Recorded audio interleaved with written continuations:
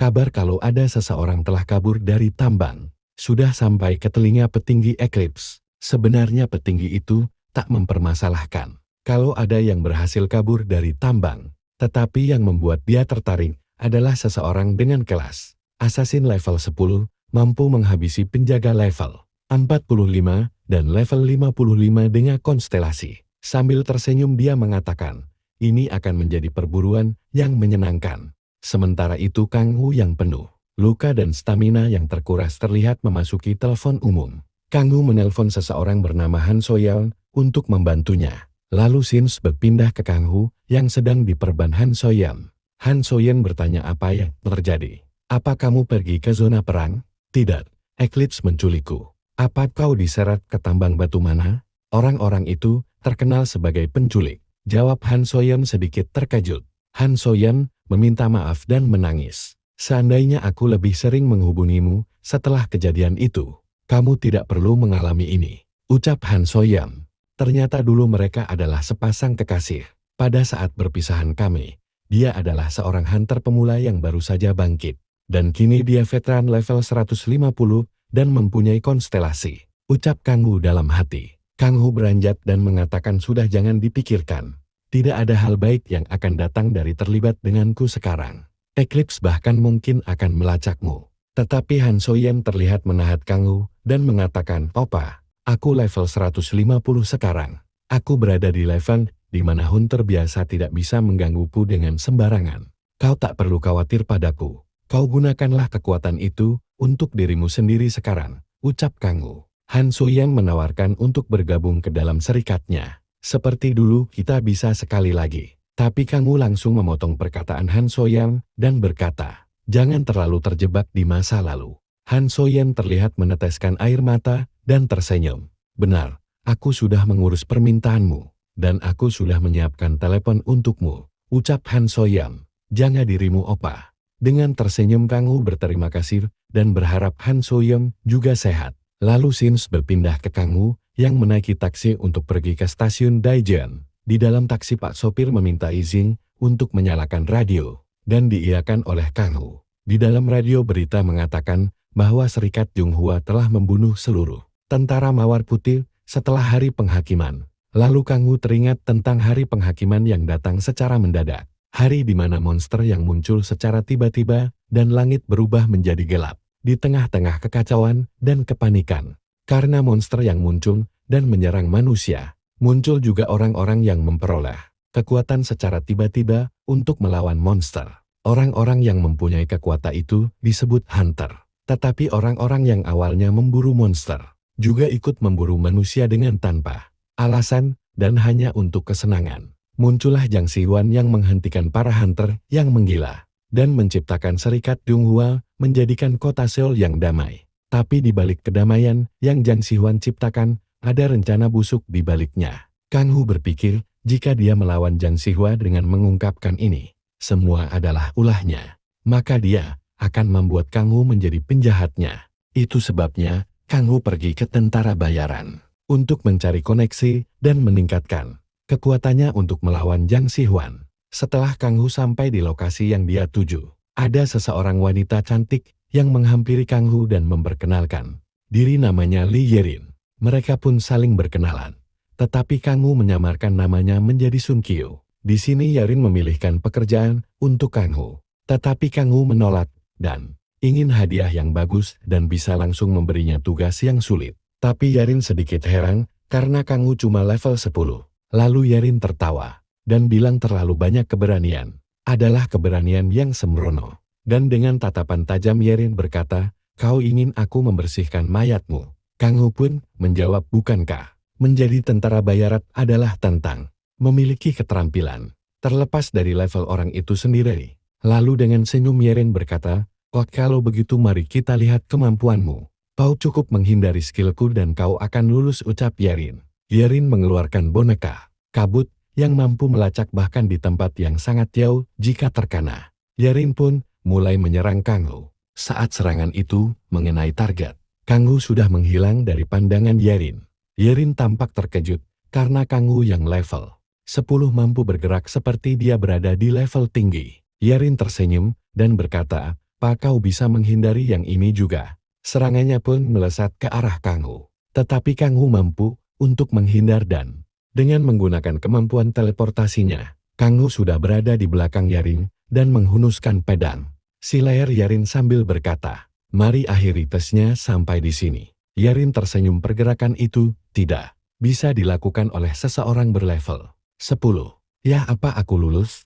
tanya Kang Hu. "Ya, mungkin aku bisa menugaskanmu dalam tingkatan level 50, ucap Yarin. "Yaitu bagus," sahut Kang Hu. Lalu Sins berpindah, mereka telah berada di mobil. Dan Yarin memberikan tugas untuk melacak kriminal. Kriminal itu bernama Kim Mukyun, seorang mage berlevel 50. Dia diduga bersembunyi di dungeon reruntuhan yang ditinggalkan. Misinya meminta Kang Hu untuk mengambil item rank 3, yaitu sepatu Vartaro. Kang Hu pun menerima misi itu.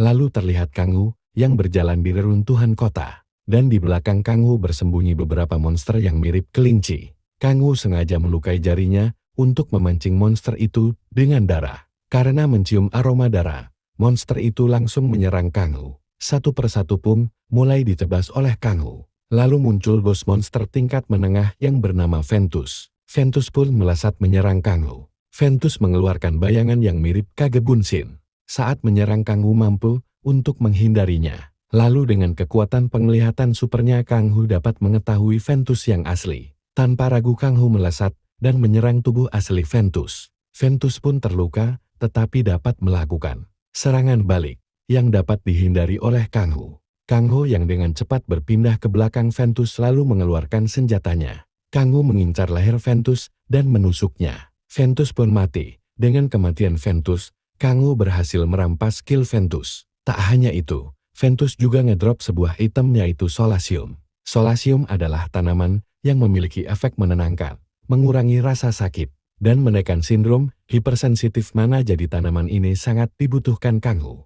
Solasium ini sulit ditemukan dan dibudidaya, karena tumbuh secara alami di dalam dungeon menengah ke atas. Tetapi ada satu orang yang mampu menanamnya, dia adalah Ground Zero. Lalu ada 3 orang yang sedari tadi mengamati Kang Hu. Ternyata mereka mempunyai niat buruk. Mereka menunggu Kang Hu mengumpulkan item-item dan merampasnya. Lalu terlihat Kang Hu yang sedang asik dengan papan notifikasi sambil makan Solasium. Kang Hu menggunakan poin kenaikan levelnya untuk menaikkan staminanya. Sins berpindah kepada Yarin yang sedang mengemudi mobil dan terlihat bisa bicara dengan seseorang lewat telepon. Ternyata yang sedang berbicara dengan Yarin di telepon adalah Hunter Jang Si-hwan. Dalam obrolan mereka, Jang Si-hwan menanyakan, apakah ada hunter yang sesuai dengan kriterianya. Sambil memegang biodata seorang hunter, Jang Si-hwan berkata, karena hunter yang dulu direkomendasikan Yarin mengalami insiden, ya saya akan mencarikan hunter yang sesuai, ucap Yarin.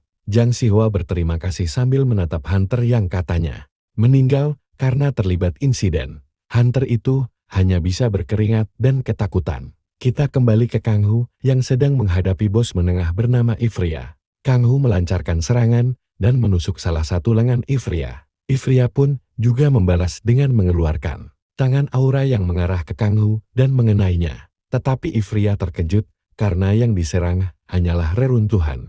Kang Hu ternyata mengaktifkan skill ilusi. Tiba-tiba Kang Hu sudah berada di belakang Ifria dan mengeluarkan pedangnya lalu menusuknya. Setelah mengalahkan Ifria, Kang Hu pun naik level dan mengalokasikan poinnya ke stat staminanya. Kang Hu juga merampas skill Ifria yang bernama Kidnapping, di mana Kang Hu mampu memanggil target dalam jarak tertentu ke hadapannya. Kang Hu pun mencoba skill itu untuk mengambil senjatanya. Lalu terlihat 3 orang yang sedari awal mengikuti Kang Hu. Salah satu dari mereka mengusulkan untuk menyerang Kang Hu dan merampas semua barangnya sekarang. Tetapi si rambut merah nampak cemas dan berpikir kalau Kang Hu bukanlah hunter sembarangan dari caranya bertarung. Saat si rambut merah berpikir, kedua rekannya terus memanggilnya, yang membuat si rambut merah terlihat kesal dan menunggu. Setelah Kang Hu kelelahan, Sins berpindah ke seseorang yang tengah makan dan membaca berita. Di sekitarnya ada banyak hunter yang tumbang. Sepertinya orang ini adalah yang dicari Kang Hu di dalam misinya.